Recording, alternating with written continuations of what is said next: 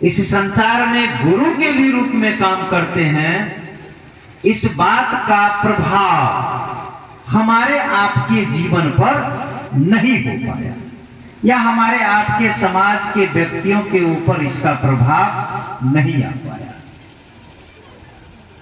क्योंकि वह शिव गुरु हैं, वह शिव देवता भी हैं, वो शिव देवों के देव हैं, वो शिव ईश्वर हैं, वह शिव परमात्मा है, वह शिव औढ़दानी है, वह शिव महादानी है, वह शिव कपिलेश्वर है। मतलब विभिन्न रूपों में वो शिव हैं, लेकिन वो शिव गुरु के भी रूप में काम करते हैं।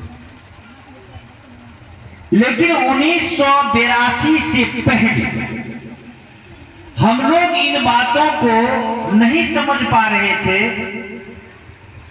कि शिव गुरु के रूप में हमारे आपके जीवन में कैसे उपलब्ध होंगे, कैसे हम शिव को गुरु बनाएंगे। लेकिन 1982 के बाद, मतलब 1982 से श्री हरिंद्रानंद साहब ने उस शिव को आम आवाम के लिए कहा गया कि संसार का कोई भी आदमी शिव को अपना गुरु बना सकता, कोई भी आदमी संसार का शिव को अपना शिष्य का भाव दे सकता।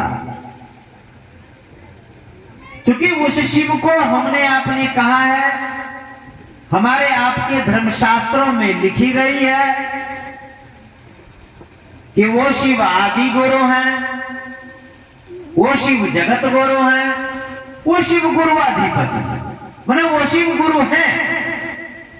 और वैसे तो आप एक बात को जान लीजिए, किसी संसार में अगर कोई गुरु है तो वो एकमात्र शिव है, एकमात्र परमात्मा है, दूसरा कोई गुरु संसार में है ही नहीं।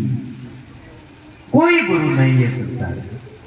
ईश्वर को छोड़ करके, परमात्मा को छोड़ करके दूसरा कोई गुरु इस संसार में है ही नहीं। बातें हैं बिल्कुल सच, लेकिन है थोड़ा सा कड़वा। बातें बिल्कुल सच, आदमी जैसे सुनेगा दूर तक आवाज जा रही है, पूरे मराठ गांव में मेरा आवाज तो लगभग जाता होगा। अन्य जो मतों के लोग होंगे, अन्य जो पंथों के लोग होंगे, तो कहते होंगे कि महादेव गुरु की बात को करने वाला, शिव चर्चा करने वाला पागल हो गया है। ये कहता है परमात्मा को छोड़ करके दूसरा कोई गुरु है ही नहीं। लेकिन यही सत्य कि परमात्मा को छोड़ करके दूसरा कोई गुरु है ही नहीं। अगर कोई दूसरा गुरु है तो वो किसी न किसी मत का गुरु है, किसी न किसी पंथ का गुरु है। माने वो गुरु हैं, हमारे आपके समाज में गुरु हैं, लेकिन वो किसी न किसी मत के गुरु हैं। कहते नहीं फलाने मत के बाबा आब रहल छे, ई फलाना पंथ के बाबा आब रहल छे, फलाना पंथ से हम दीक्षा ले लिए, फलाना मत से हम दीक्षा ले लिए, ये कहते हैं। माने गुरु हैं, लेकिन वो मतों के गुरु हैं, वो पंथों के गुरु हैं। सभी गुरु का काम क्या होता है? परमात्मा से आपको मिला देना। मैं ये नहीं कर रहा हूं, मैं ये नहीं कह रहा हूं कि कोई मत के गुरु होंगे, कोई पंथों के गुरु होंगे, वो आपको परमात्मा से मिलने का तरीका नहीं बताएंगे, परमात्मा से मिलने का रास्ता नहीं बताएंगे। ये मैं नहीं कह रहा हूं, ये मैं कह रहा हूं कि वो भी आपको रास्ता बताएंगे। अरे बड़ा डॉक्टर हो या छोटा डॉक्टर हो, उसका काम है मरीज का इलाज करना, है ना? वो भी काम करेंगे, वो परमात्मा से आपको मिलाएंगे। लेकिन जितने भी मतों के गुरु हैं, जितने भी पंथों के गुरु हैं, वो आपको परमात्मा से मिलाएंगे। लेकिन जैसे ही आप उस मतों के गुरुओं को अपना गुरु बनाएंगे, तो वो आपके साथ शर्त और बंधन करता है ना?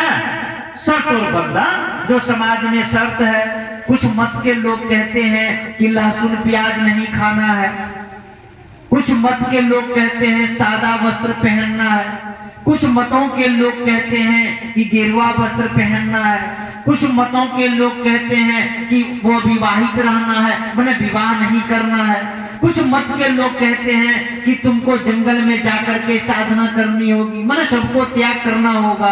कुछ मतों के लोग कहते हैं कि नशा, चोरी, हिंसा, बेविचार, झूठ, काम, क्रोध, मोह, लोभ, अहंकार, इन तमाम चीजों का आप त्याग नहीं करेंगे, आप परमात्मा से नहीं मिल पाएंगे।